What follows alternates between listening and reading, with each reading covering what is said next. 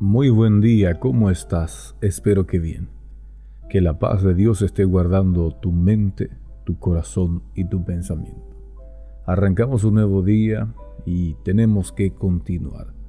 La Biblia dice en Mateo capítulo 5, verso 3: Dichosos los pobres en espíritu, porque el reino de los cielos les pertenece. Te hablo de este tema. La verdadera riqueza es ser pobre en espíritu. Estamos en el inicio del famoso Sermón del Monte, el discurso más famoso y completo que Jesús pronunció. Aquí el Maestro reescribe las reglas de la vida, cambia los valores del mundo y nos muestra cómo es la vida de quien verdaderamente pertenece a Dios.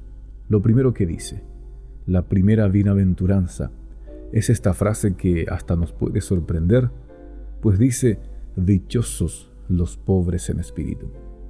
Si escuchamos al mundo, nos dice que la felicidad está en tener mucho dinero, mucho poder, mucha sabiduría propia, mucha fuerza o mucha fama.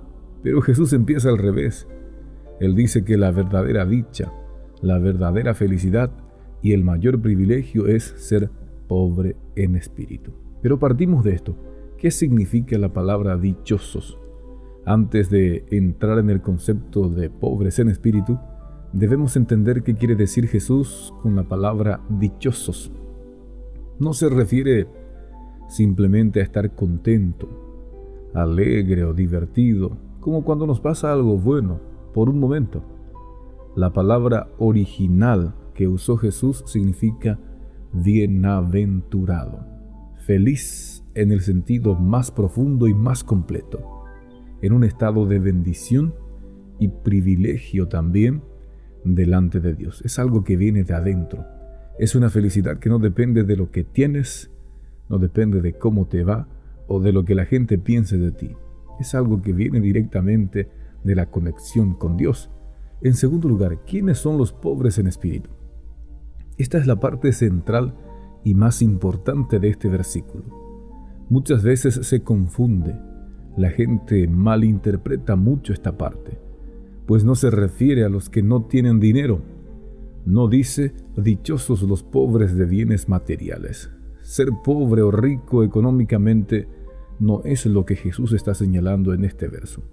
Hay gente con poco dinero, pero que es muy orgullosa y autosuficiente. Y hay gente con mucho dinero, pero que son humildes y dependientes de Dios. Hay una gran diferencia.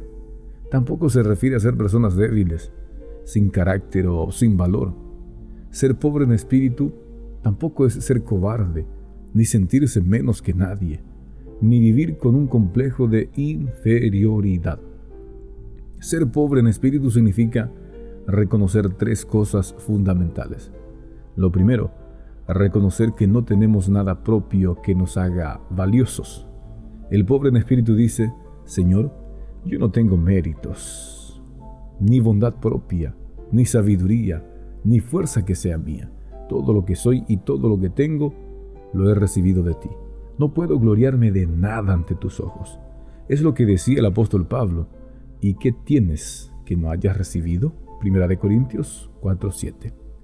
En segundo lugar, está también en reconocer que necesitamos de Dios absolutamente para todo. Al igual que un pobre no tiene recursos propios y depende de la ayuda, de la generosidad y de la provisión de otros, el pobre en espíritu reconoce esto y dice: Señor, te necesito para vivir, para entender, para obrar bien, para perdonar, para vencer el pecado, para todo. No puedo caminar ni un paso sin ti. Y ojo, no es una actitud de debilidad, sino de dependencia total y consciente. En tercer lugar está en reconocer nuestra pequeñez, nuestra necesidad de gracia. El pobre en espíritu sabe que es pecador, que se equivoca, que falla y que no puede salvarse a sí mismo. No se cree justo, no se cree mejor que nadie. Es como aquel publicano de la parábola de Jesús, que se quedó de pie, lejos. No se atrevía ni siquiera a levantar los ojos al cielo y golpeándose el pecho decía: Dios, sé propicio a mí, pecador. Lucas 18:13. Ese hombre era pobre en espíritu, y Jesús dijo que él volvió a su casa perdonado o justificado. En resumen, ser pobre en espíritu es ser humilde, reconocer que lo somos todo por Dios y que sin Él no somos nada ni tenemos nada. Y ahí viene la promesa, porque el reino de los cielos les pertenece. Pero ¿qué significa esto? ¿Qué es el reino de los cielos? Muchos se preguntarán. En el lenguaje de Jesús, el reino de los cielos no es solo el lugar al que vamos cuando morimos. El reino de Dios es el reinado de Dios, su gobierno, su autoridad, su presencia. Es cuando Dios reina en el corazón de una persona, cuando el Señor es el Señor de su vida, cuando se vive bajo su voluntad y se disfruta de su salvación y de su bendición. El reino de los cielos incluye, por ejemplo, la salvación y el perdón de pecados, la presencia de Dios viviendo en nosotros, la guía, la protección y la provisión de Dios, la vida eterna y la morada con Él en el cielo. Jesús dice que les pertenece, es suyo, es su herencia, es su propiedad. ¿Y por qué? Porque el orgullo cierra la puerta, la humildad la abre. El que es rico de espíritu, el que se cree suficiente, el que se cree bueno, el que confía en sí mismo, indirectamente está diciendo que no le necesita a Dios, por lo tanto no entra en su reino.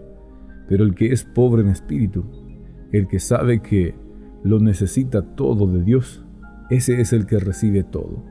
Como dice Santiago 4:6, Dios resiste a los soberbios y da gracia a los humildes.